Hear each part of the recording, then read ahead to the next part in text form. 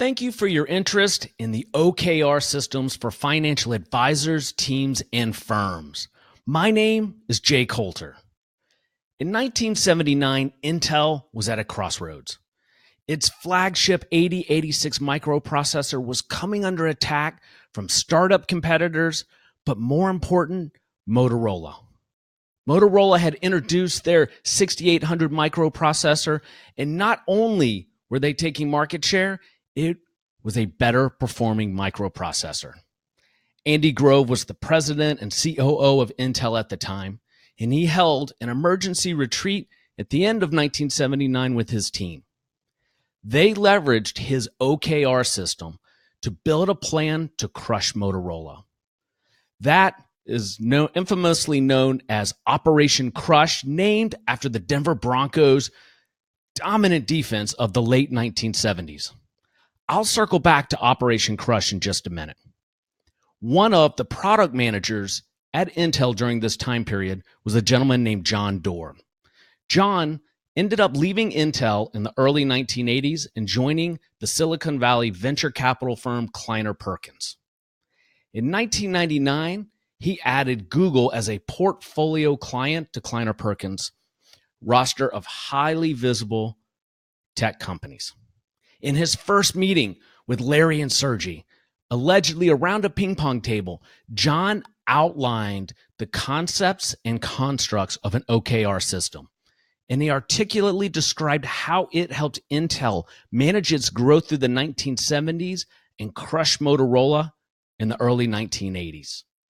The leadership team, after that first meeting, saw the benefits of an OKR system, implemented them immediately, and today Google is the biggest company with using OKRs to drive the biggest impact on their growth. They are not the only company from the Silicon Valley that leverage OKRs. In addition to Intel and Google, Twitter, Facebook, LinkedIn, Airbnb, the behemoth Amazon all use an OKR system to manage goal setting and accountability. But it's not just limited to the tech space. BMW and Disney use OKRs. In the year 2000, Bill and Melinda Gates set up the Gates Foundation. The Gates Foundation had a unique problem. On one hand, it was a startup. On the other hand, it was instantly the largest nonprofit in the world. Patty Stonesifer was put in charge of running the foundation. She found herself quickly overwhelmed, but fortuitously, while sitting in at a board meeting for Amazon, heard about the OKR system and how it was impacting Amazon. She asked John Doerr to come in and present to the board of the Bill and Melinda Gates Foundation the concept of OKRs. They implemented it in the foundation, and it has driven fantastic results. In fact, Bill Gates says when it comes to flushing out funding opportunities for the nonprofit, the OKR system made him confident that he was making the right calls. Bono, the lead singer of U2, is also one of the world's largest philanthropists. His organization, the One Campaign, went through a change where they merged with another nonprofit so that they could jointly attack some of their big, audacious goals. That merger created some cultural challenges inside the organization. Bono asked John Doerr to come in and present the OKR concept and structure to the nonprofit. It helped them drive results. Bono says that OKRs saved us, really. They forced us to think clearly. They sharpened our strategy, our execution, and our results. Given the highly effective nature of OKRs on these highly successful companies, why have we not heard about them as financial advisors? Our OKRs are simple by design. They stand for objectives and key results. Where objectives are simply an ambitious and aspirational goal that makes you a little bit uncomfortable, and key results are clear and measurable results that lead to achieving the objective. Let me give you a couple of examples. The most popular way to describe OKRs is that of an NFL franchise. The general manager has one job. His objective is to make money for the owner. Potential key results for a general manager then could simply be to win the Super Bowl and have home game attendance greater than 98%. Achieving those two key results generally will make money for the owner of the NFL franchise. To show you how this would then flow through the organization, the head coach and the head of marketing would have OKRs. The head coach would have an objective to win the Super Bowl. You can see how it clearly plays into the general manager's OKR and more specifically their key results. And the head coach knows that to win the Super Bowl today, you need two things. You need a dominant defense and a great running game. So potential key results could be to have a top 5 statistically defense and average 4.3 yards per carry on the ground. Now, the head of marketing, again, speaking to the key results of the general manager, they could seek to have home game attendance greater than 98%, and they could achieve that by running 4 summer promotional campaigns to encourage new season ticket holders and secure 12 preseason interviews with the stars of the team to create a marketing buzz.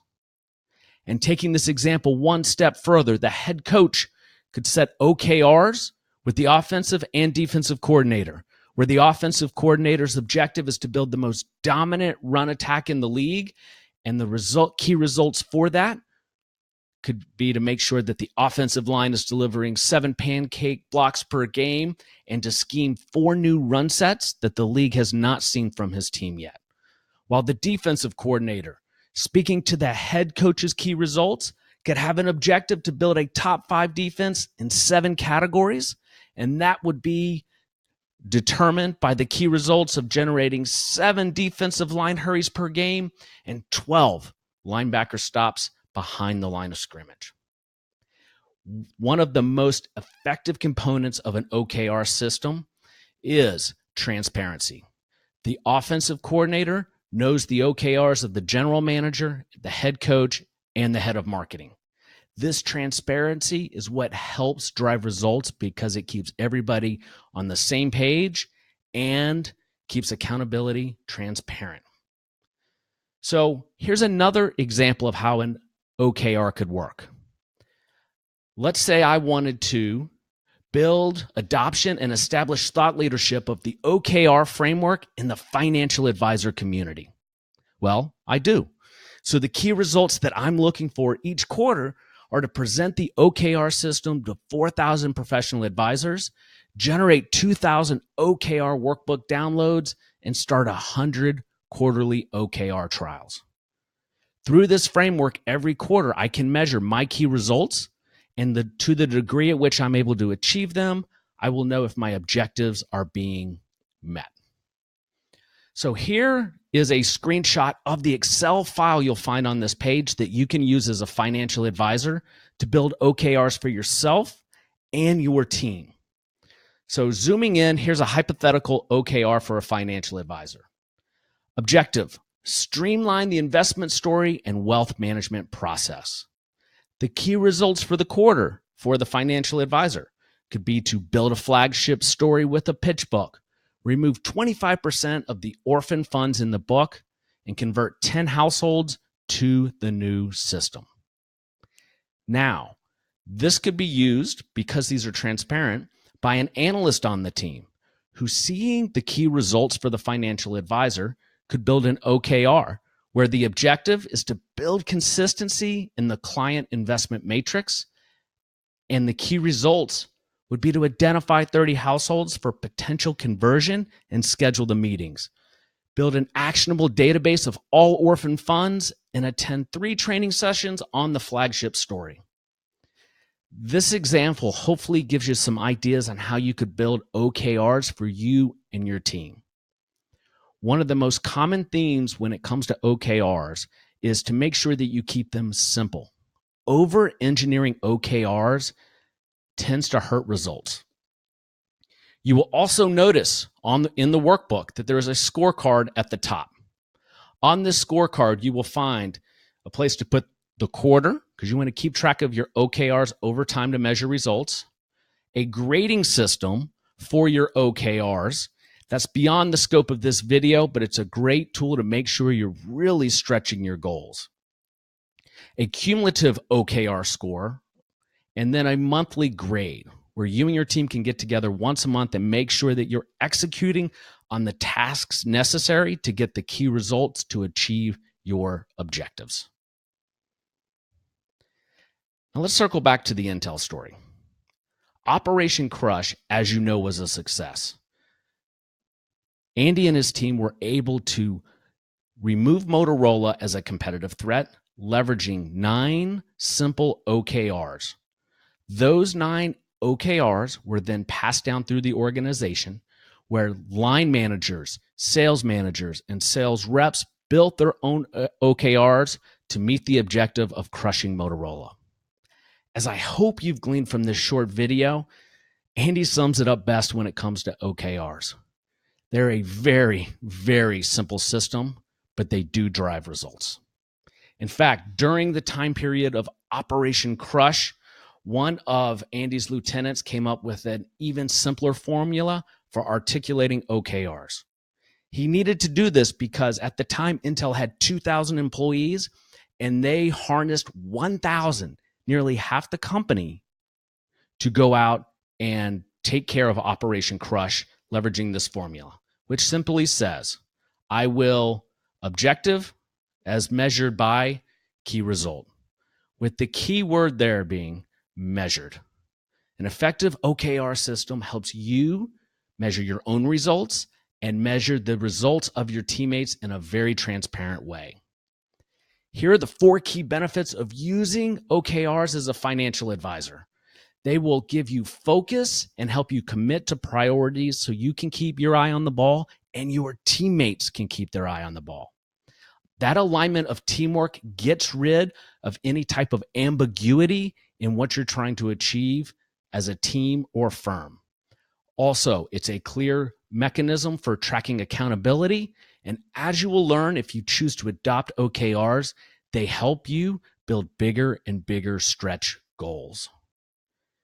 As you start the process of testing out OKRs, please come back to our website, scopopartners.com. If you have questions or would like to have a conversation about your OKRs, email info@scopopartners.com.